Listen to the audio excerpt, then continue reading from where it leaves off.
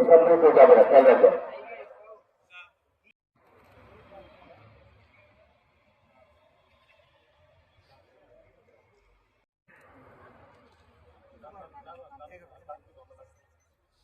আমার ভাইয়ের রক্তে রাঙানো 21শে ফেব্রুয়ারি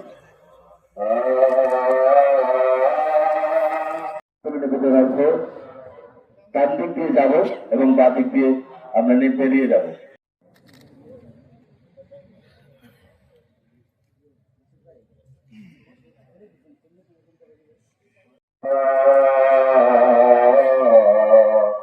যখন এই সুরটি বাজে তখনই আমাদের মনে পড়ে যায় 1952 সালে যে তরুণদের রক্তের বিনিময়ে আমরা ভাষা পেয়েছি।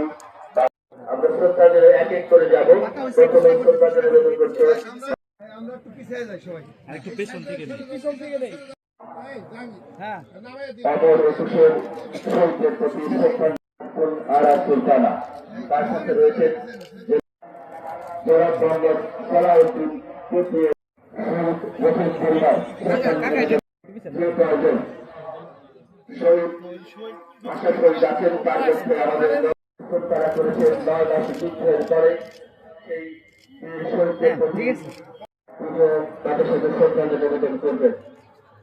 আমি স্কাউট পক্ষে ভালো হয়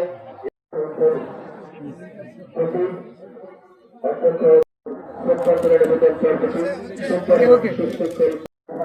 নির্বাহী প্রকৌশলী, আমি নির্বাহী প্রকৌশলী এরপর করে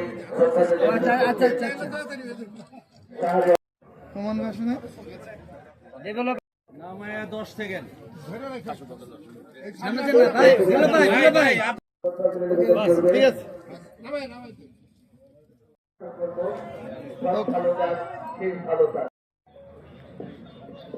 দিয়ে দেন। ওকে, থ্যাংক ইউ।